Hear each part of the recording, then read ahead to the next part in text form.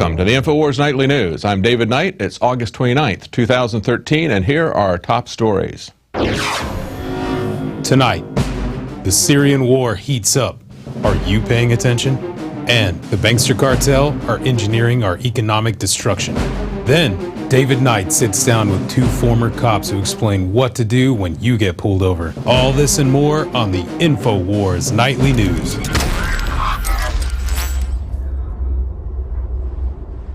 Well, what is the definition of a warmonger? Is it somebody that just pushes for war?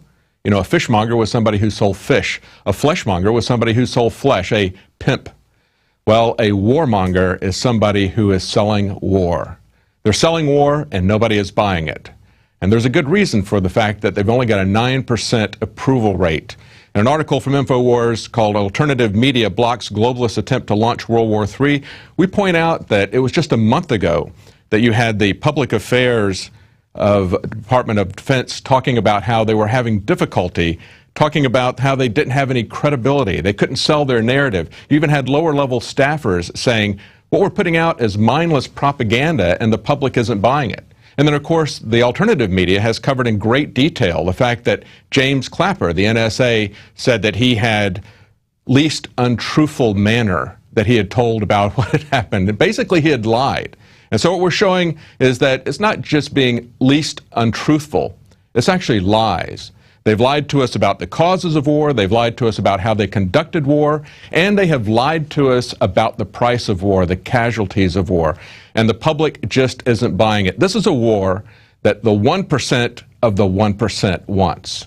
And this is something that is being pushed back by the alternative media. The alternative media is standing between us and World War III.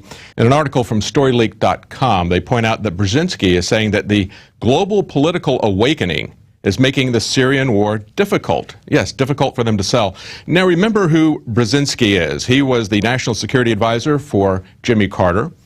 And he was also a founder of the Trilateral Commission, and as a National Security Advisor for Jimmy Carter, he created Al-Qaeda. He created the Mujahideen in Afghanistan, which became Al-Qaeda.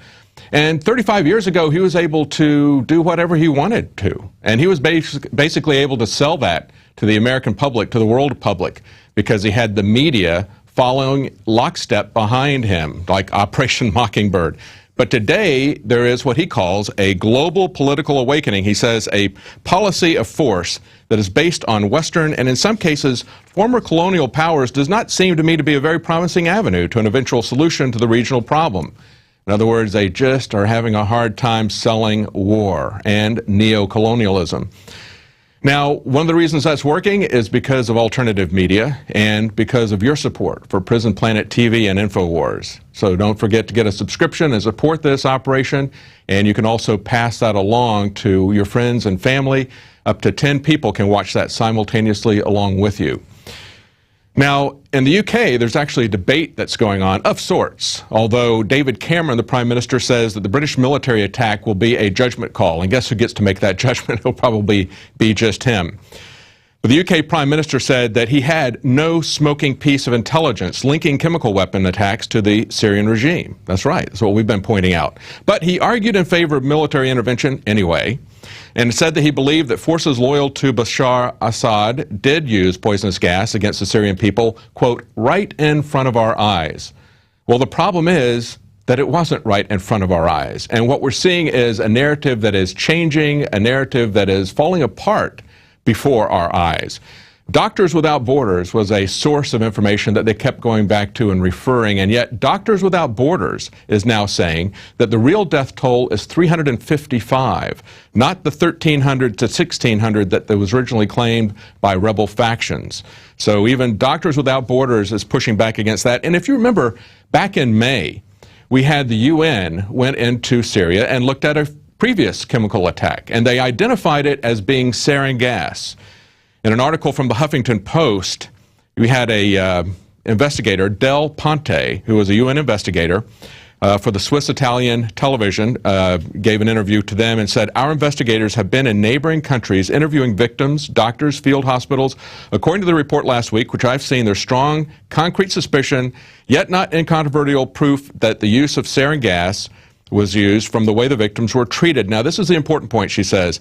This was used on the part of the opposition, the rebels, not by the government authorities. So we have an incident just 3 months ago where UN investigators said that they believed that the rebels had used sarin gas.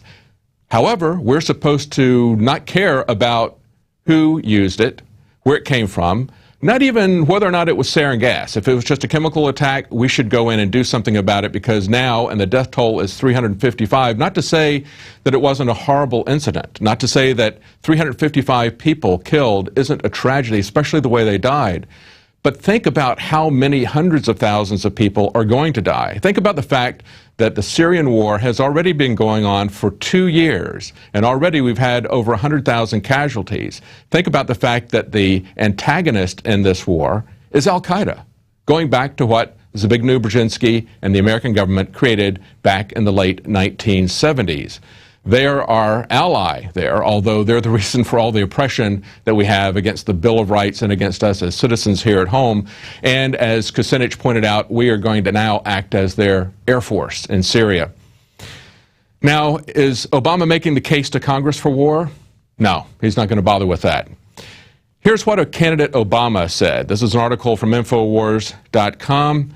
And this is based on an interview with Charlie Savage in December 20th of 2007. Remember, this was just before the primaries are going to begin in Iowa and New Hampshire. And he was asked by Charlie Savage, under what circumstances would the president have constitutional authority to bomb Iran at that time without seeking use of force authorization from Congress, in a situation that does not involve stopping an imminent threat? That's the key. And Obama said the president does not have power under the Constitution to unilaterally authorize a military attack in a situation that does not involve stopping an actual or an imminent threat to the nation. Now, that's what Obama said as a candidate, just as the primaries were beginning to start, because he knew that the American people don't want endless wars. We've seen this happening now since the end of World War II, and we're sick and tired of being lied to. We're sick and tired of paying for it in our lives and in our money. So he was telling people what was in the Constitution, but now President Obama is doing exactly the opposite. He is ignoring Congress, and this was pointed out yesterday in a story by about Scott Rigel, who is a Virginia representative, a Republican, and he was asking for John Boehner to call back Congress because Congress is not in session. This is all happening without Congress even being in session, let alone voting on this. Now today, we have a Democrat taking on Democrat leadership on this, and this is New York Representative Gerald Nadler, ranking Democrat on the House Judiciary Subcommittee on the Constitution and Civil Justice, stated the obvious on Wednesday. He said the Constitution requires that barring an attack on the United States or an imminent threat to the U.S., same wording as the president. They know what the Constitution says. They just won't follow it. Any decision to use military force can only be made by Congress, not by the president. The decision to go to war, and we should be clear, launching a military strike on another country, justified or not, is an act of war. That is reserved by the Constitution to the American people acting through their elected representatives in Congress. And since there is no imminent threat to the United States, there is no legal justification for bypassing the constitutionally required congressional authorization. Consultation, as Obama has put it, with Congress is not sufficient. The Constitution requires congressional authorization. Now, we had this discussion just a couple of months ago when John Kerry was confirmed as Secretary of State. You remember Rand Paul questioned him on this very thing, and he dodged it. But Leon Panetta did not dodge the question when he was asked this by Jeff Sessions when he was being confirmed for Secretary of Defense. He plainly stated that in his opinion, he didn't believe that he needed to go to Congress. He said he was going to get his authorization from NATO or the UN if he was going to get it from anybody else, and indicated that he just might act unilaterally without anybody agreeing to it. And that's what we're seeing going on now. And of course, Jeff Sessions was taken back by that, but he didn't do what he should have done. And that is say, you're not qualified for the office then, and you need to be impeached. Now, Cruz has pointed out, this is a great little graphic that he tweeted out today. Senator Cruz has also taken this on, and he's asking the same question that Representative Scott Rigel of Virginia said yesterday, and that is, why aren't we having a discussion? They're having this discussion in England, but look at the empty chairs there in the U.S. Congress, in the U.S. Senate and the U.S. House. Nothing is being talked about. We're just waiting around to see whether or not it suits Obama to start a war without anybody's approval, with only a 9% approval rate, according to major scientific polls, without the approval as required in the Constitution by the Congress. So what is he waiting for? Well, there's speculation. We have an article from Paul Joseph Watson, and it's a tweet that says that they believe that they're waiting for the UN inspectors to leave on Saturday before they start the attack.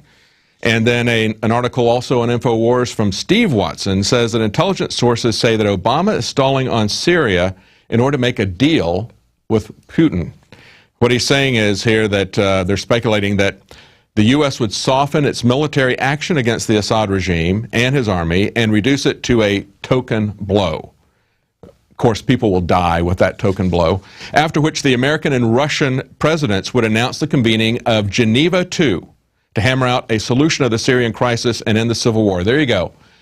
Obama's got his distraction for domestic purposes, and he might even get a peace prize if he can work out something with Obama, with Putin in a Geneva II conference.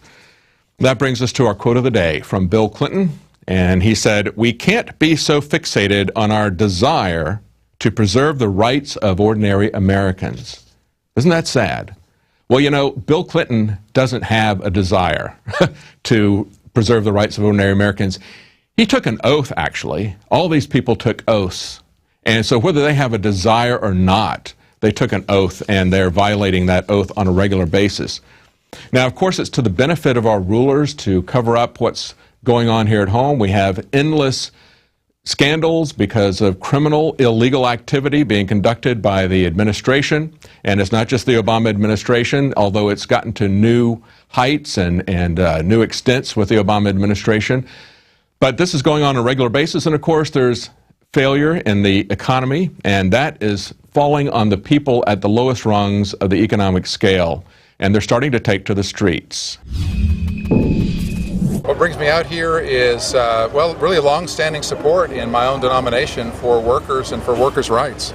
Today we're out here to fight for workers' rights, particularly in the restaurant industry, to have a livable wage. My name is Sophia Portier, and I'm out here with United Students Against Sweatshops, and we're supporting the Fight for 15. Fight for 15 is a campaign that fast food workers are running across the country, trying to attain $15 an hour for the work that they do. This is an extension of Dr. King's work 50 years ago. That was a march on Washington for freedom and for jobs. I've been a fast food worker myself, and so there's no reason why people who do those types of jobs can't get a living wage. They deserve to be paid the wage that their work is worth, and their work is worth a lot more than they're being paid now. $15 an hour to work in fast food, that's a little high. What would you say to those people?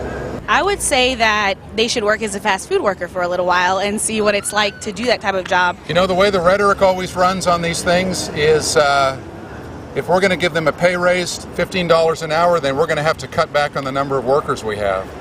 Nobody talks about cutting the profit margin. That $15, when it goes into the pockets of the normal people, is going to go back into the market economy. So it actually does better for the economy than not paying them. When you don't pay them, they have a much harder time living. They have to then rely on all of the public programs that we have. One more time. Solidarity forever. Does it concern you at all with the current healthcare system, the Obamacare, where employers are actually cutting their workers' hours so the workers can't qualify for healthcare? Does that concern you? Right, that's another big problem. Not everyone has access to medical care, to health care. The kinds of actions that you're talking about, where people are cutting hours so that someone falls just underneath the healthcare threshold, that's the action of corporate autocracy. That's the action of a corporate system that really does not care for the people that it employs, really does not care for anything other than their own bottom line. And if that means they have to subject people to inhumane treatment in order to get that bottom line, that's what they'll do. Well, as we said at the beginning of the program, the obvious beneficiaries of war are the people who sell the weapons. But of course, there are bankers who also make a lot of money in the uncertain economic times. The Rockefeller family, as well as the Rothschild family, both made their initial fortunes profiteering off of war. And this last week, we just saw a big confab of bankers taking place in Jackson Hole, Wyoming. And of course, the mainstream media has pretty much ignored this or speculated as to who the next Fed chairman is going to be. But somebody who really knows these guys, Jim Rogers, former investor and commodities tycoon, had a lot to say about this. And here's what he said: whether they keep printing or stop printing money globally, it's going to end badly. Banks are not going to be lending. Financial markets are going to go down. Currency markets are going to go in great turmoil. You've got a bubble in some sectors. You have inflation, and then you have interest rates going up. It's a mess because printing money is artificial. It's never worked. And as the economy slows down, Rogers predicts they're going to take money wherever they can. They're going to take our bank accounts and our retirement accounts. We've had perilous times, and it's going to get worse. It's coming. Be worried. Be very careful. Well, they may be coming after your bank accounts. They may be sending the country to war, but there's a little bit of a silver lining. It turns out that Naked Juice has a class action law settlement that has just been announced, and you may be able to get $45 back from Pepsi. In a story from Natural News, they report that Naked Juice intentionally used misleading language to give consumers the false impression that the beverage's vitamin content is due to nutritious fruits and juices rather than added synthetic compounds. And Pepsi contained a laundry list of synthetic chemicals, including calcium pantothenate, synthetically produced from formaldehyde.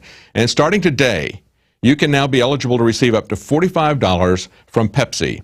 Any person who claims to have purchased Naked Juice, even if they have no proof of such a purchase, can now participate in a class action claim and receive up to a $45 check as part of the settlement.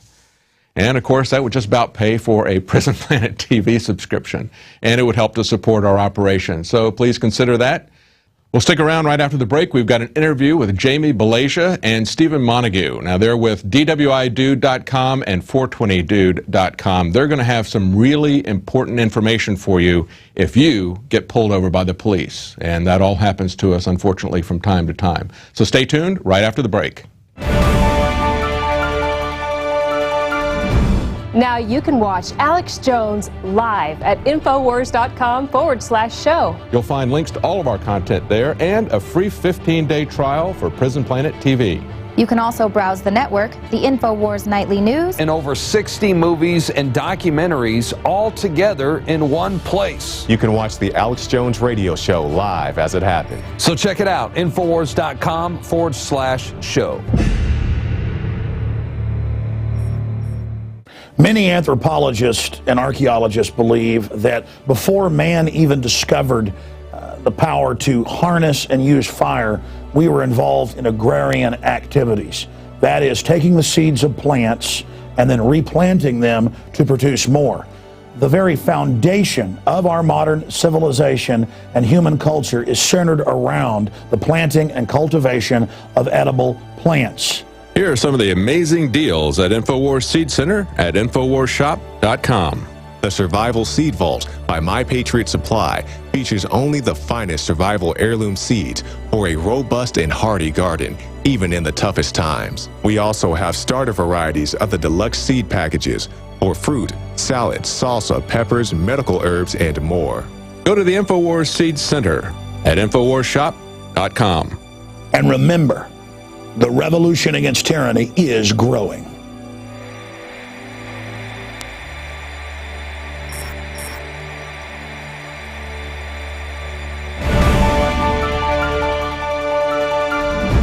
Well, I'm joined in the studio today with two former police officers who are now helping people who are really kind of becoming victims of the police state that we see developing. I've got with me Jamie Balagia. Hi, how you doing, Jamie? Great and to be Steve here. Montague.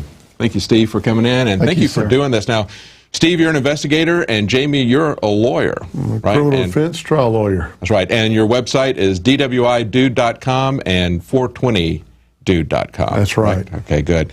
And you've got some information that is, of course, you practice here locally, and we've got a book that we've just started carrying at InfoWarsStore.com, which is Texas DWI Survival Guide.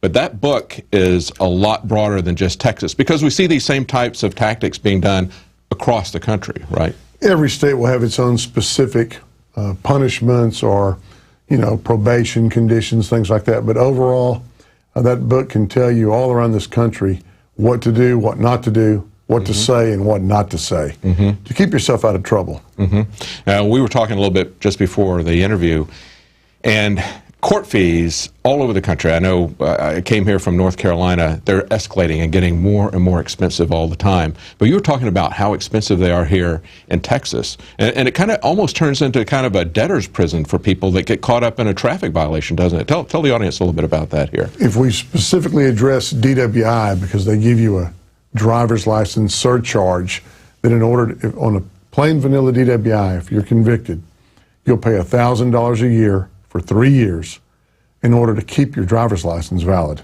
Now, if you don't keep up with your surcharge payments, then they'll take away your license. How do you get to work? How do you feed your children or take them to school? You drive. So then they stop you for driving without a license. Another Class B misdemeanor, another potential jail or probation term, another fine, and interestingly enough, another surcharge. Because you don't have a valid driver's license, you don't have insurance, because you're not going to get auto insurance without a driver's license.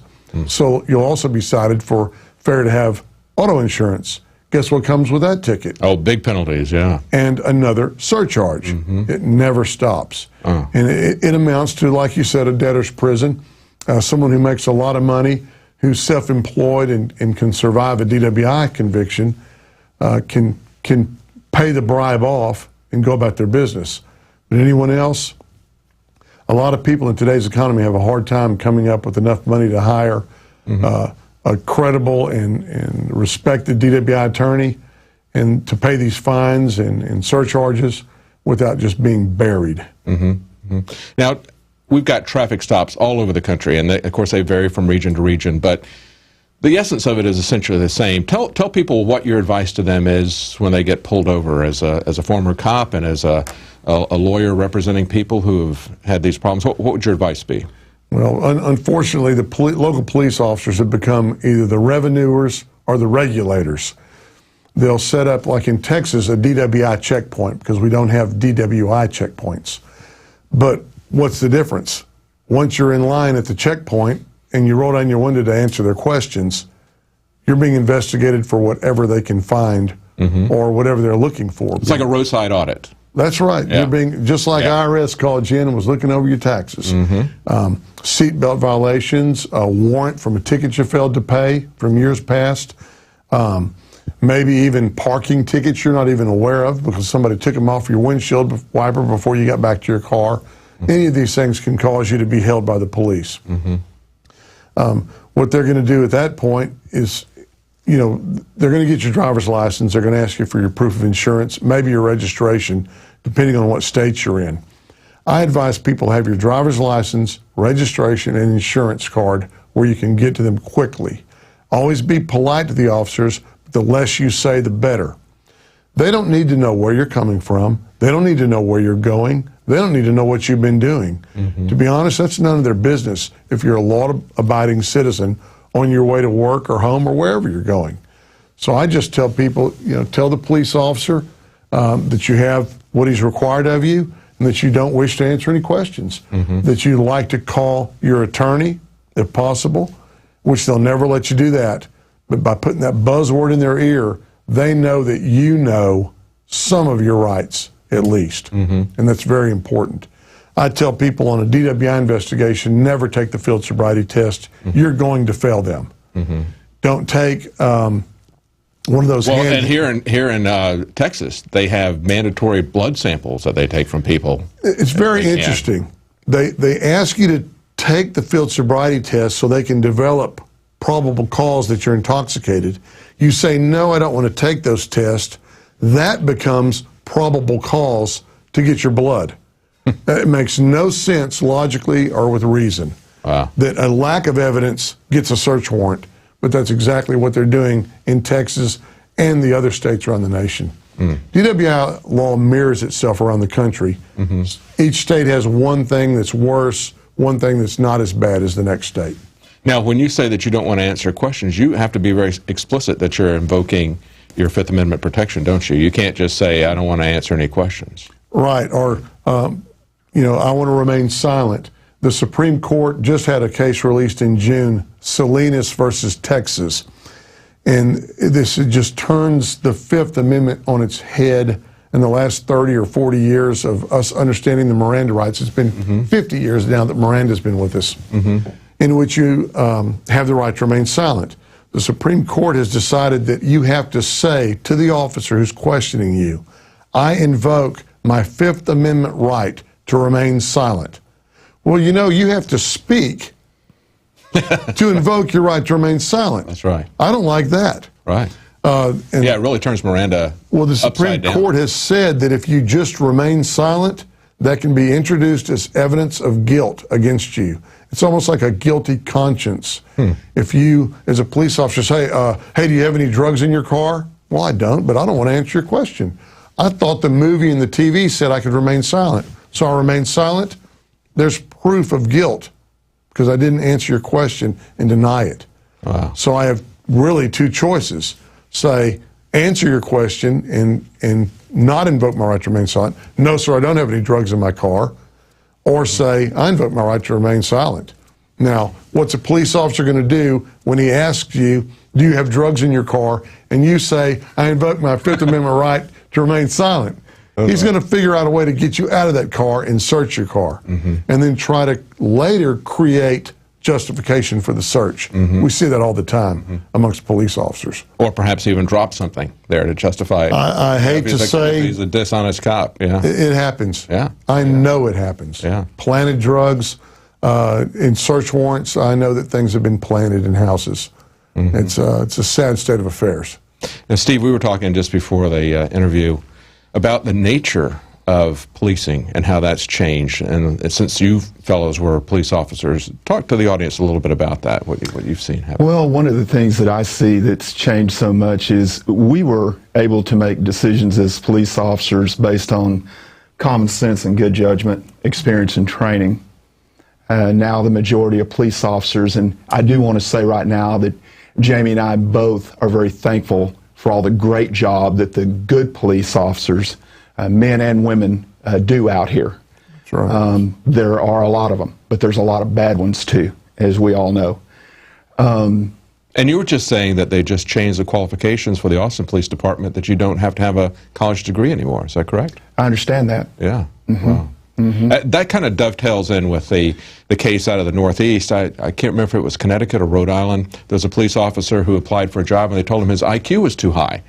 And it was over 100. And so he sued them, and actually the court decided in favor of the police department, said no, they have a right to particularly screen for low intelligence. What an insult to officers with intelligence. Yes. That he was too smart to be a cop. Yes. I would like to say that obviously every instance or every occasion or occurrence that a police officer goes to has its own set of circumstances. And I don't care how thick the book is in regards to the general orders that a police officer has to operate by, there's always extenuating circumstances. They're not allowed to make judgments for themselves. They're bound to a certain set of rules and ideals that can be punishable by a verbal reprimand, days off, losing your job. They're the ones that are out there that should be able to make a decision based on what they're seeing. But they're not allowed to do that. So that's a lot of what's changed. It's the day of accountability. There are no more accidents. Someone's always got to be responsible. You know. Yeah, we used to fill out accident reports on a vehicle collision. Now it's called a crash report. It went from accident to collision. Now it's a crash report. It just happens. And when officers testify, you know, they'll say, that's when I drove up upon the crash, because crash sounds bad. Not, you know what, I didn't see him in my mirror and we had a little accident. You know, that minimizes what Steve was talking about a second ago on the issue of an officer making judgment calls on the street. Now, one thing that I have to qualify that is by saying there are a lot of officers they're hiring now. I don't want making judgment calls. I want a supervisor watching him because we used to, if you committed 5 traffic offenses, we would write you 1 ticket, and we would note the other ones on the back of the ticket in case we had to go to court. If I arrested you for a Class B misdemeanor and you did a bunch of little piddly things too, I mention them in the report. Nowadays, we're seeing our clients come in with every single charge stacked against them. They're hitting them every way they can in the pocketbook, as well as with a criminal history. I grew up, I was taught, number one, you don't kick a dog when he's down, you help somebody. But number two, once somebody's paid their price, you give them a clean slate.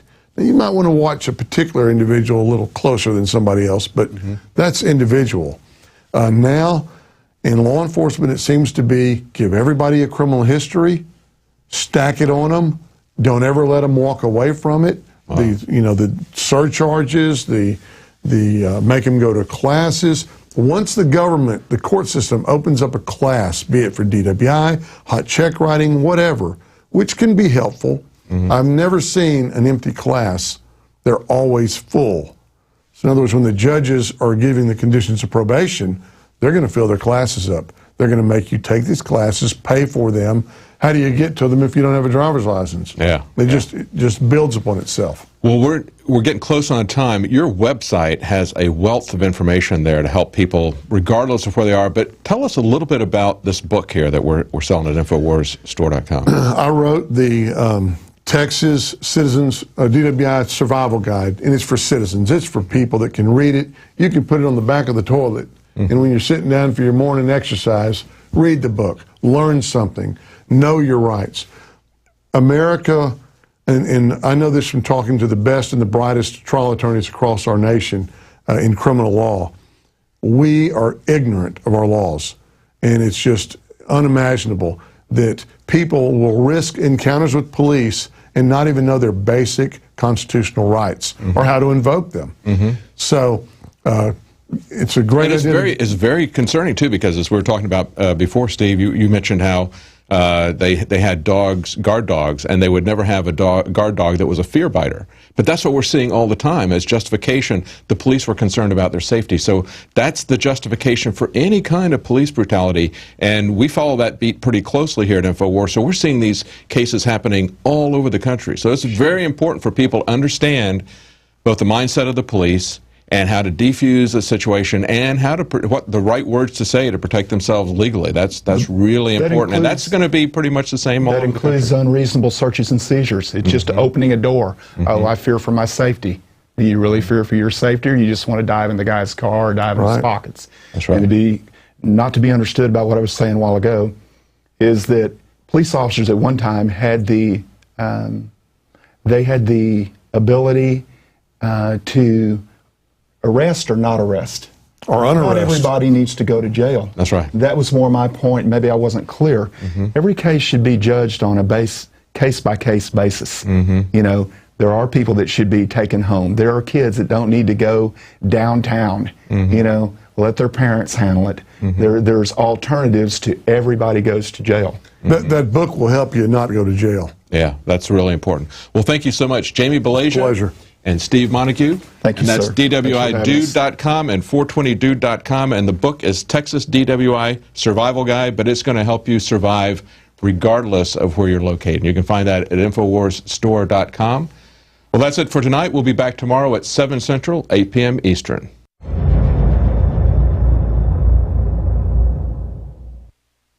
Now you can watch The Alex Jones Show live as it happens at Infowars.com/show. You'll find links to all of our content there and a free 15-day trial for Prison Planet TV.